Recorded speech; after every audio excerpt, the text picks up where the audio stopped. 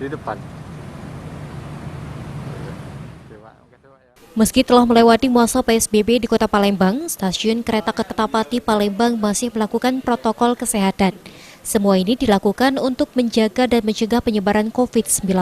Disampaikan oleh manajer Humas KAI Divre 3 Palembang, Aida, jika stasiun Kertapati masih menjalankan protokol kesehatan demi memutus mata rantai COVID-19, terutama kereta perjalanan jarak jauh dan penumpang harus menggunakan masker.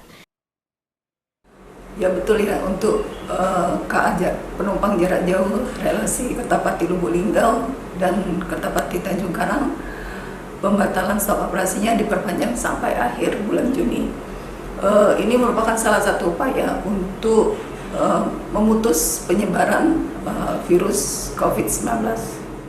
Penumpang harap memaklumi kondisi yang terjadi dan KAI menghimbau kepada penumpang tetap menjalani protokol kesehatan.